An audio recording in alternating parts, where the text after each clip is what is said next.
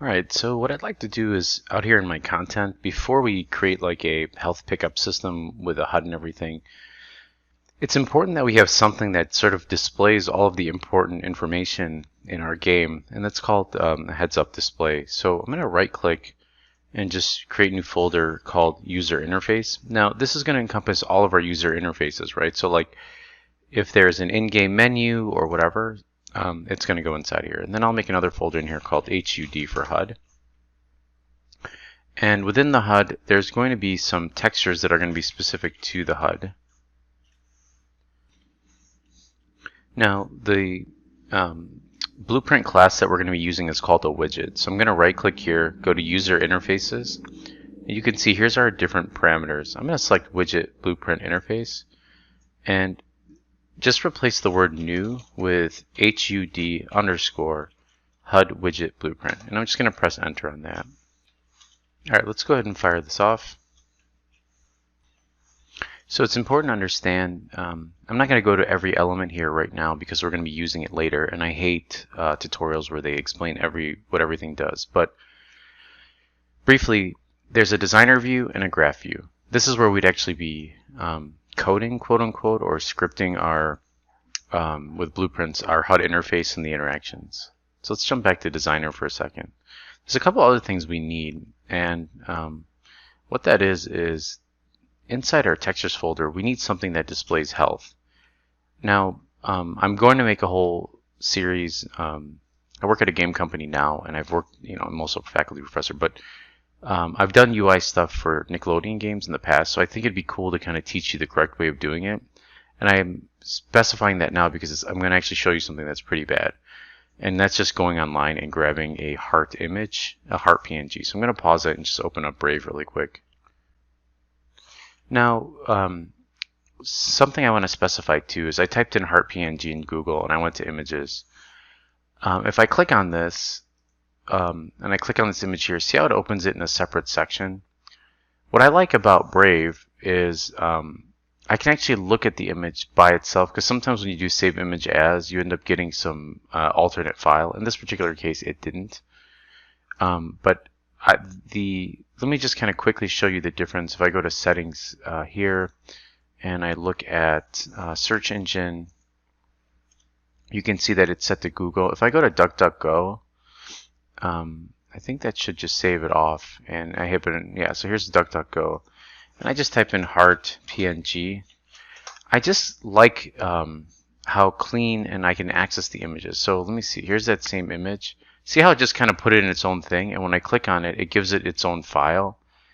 This to me is the best for prototyping, or if you need images online, because now I have the biggest, cleanest image, and I can just go and save this one off, and just it doesn't. And did you see how small that naming structure was? It gave me the cleanest, essentially just the cleanest naming structure, cleanest file, and whatever.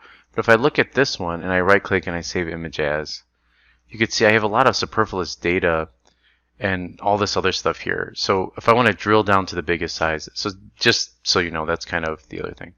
The other thing is when I go to import files in, so let's go back to Unreal. A lot of people will go to this import and they'll import it in this way. There's an issue with this, and that's the when you're bringing in models and stuff, it'll convert it into a Unreal asset. And for me, I think the best way is to just right-click, go Show in Explorer here, let it open up to that folder, and then I threw mine in the desktop, so I'm just going to right-click and then open a new window, and I'll have an access to the desktop this way. And then on my heart, I'm just going to rename this heart T underscore heart for texture. And then if I drag this in, I have access to the cleanest file, and then I'll let it import from here. So I'll just hit import this way. Now this is an actual true PNG file. And with that said, if I double click on this, you can see my access to this. There's power of 2 mode, all this good stuff. We'll get into that later, but now this is actually accessing the actual PNG, and it's not converting it into any other format, as you can see here. This looks okay. If we have any other issues with the alpha or compression or anything, let's see, compress without alpha. We want the alpha. I mean, it looks okay. So if we go to our view off to the side, you can see that it has a red, green, and it has the alpha channel here. So if I turn all of these off, you can see I do have an alpha. So everything came in okay, even though there's a little bit of weirdness going on with the icon, which is fine. I mean, I can re-import it or whatever, but I think it's okay. So here we are back in our designer view. All right, let's take a look at how we can add some of these elements in here. We're going to start off with just a vertical box. Notice there's a search palette here. If I type in vertical, I can left click and drag it down here. Now when I click on this, you'll notice that this option, let me zoom in a little bit here so you can see it. This is my anchor. So you can see here, if you click on these different elements, or if I click on this, I can move the anchor around. I can also click on this object here, and I can click on that, and this will be relative to its anchor point here. So if I hit, I don't know, like if we go to rotate this thing or whatever, it's all based on that point. And so if you'd like to move the anchor point, right, I can click on anchors here and you can see the imagery behind it. So there's this right here. For now, I'm just going to leave it as default, and I'll have the image somewhere down here. Now you can think of a vertical box as a container that stores or stacks things vertically. Now what I want to do inside of this is, and if you look, they're kind of stacked on top of each other, right? So if I type in here horizontal, now horizontal boxes are cool because, like say we're making a Zelda type game, right? So I'm going to drag this horizontal box and stack it on here. This horizontal, oops, let's make sure our horizontal box is a child of the vertical box. And notice it went from up here inside. Now inside of this horizontal box, we can actually stack images horizontally across it. So if I grab this image here and I just drop it on top of this horizontal box, you can see there's one there. And we do have one image of a heart that we totally ripped off the internet, and we should draw our own, just to clarify. But I'm going to select the image here. Let me just rename this heart for a second. So heart underscore image or something. And you know, if I hit Control W, you'll see that it stacks them right next to each other horizontally. But let's for now look at how we can, let's make sure we have our image selected here, and that we go in here and we change this image out. And under brush here, I'm just going to click this little tick, and it shouldn't be hard to find our heart, but if we type in heart, and there it is. Now remember, it was massive when we brought it in, and that's okay. It's 2000 whatever. If we do 256 by 256, which might be too big. I mean, we don't have our HUD in our scene, so if I compile and save this, you won't see it yet until we add it. But I think that's, you know, maybe that's even really too big. I don't know. Let's see, because I'm thinking of like if you're playing it on a 4K game, but say you just got a dinky monitor. So we'll do 128 by 128.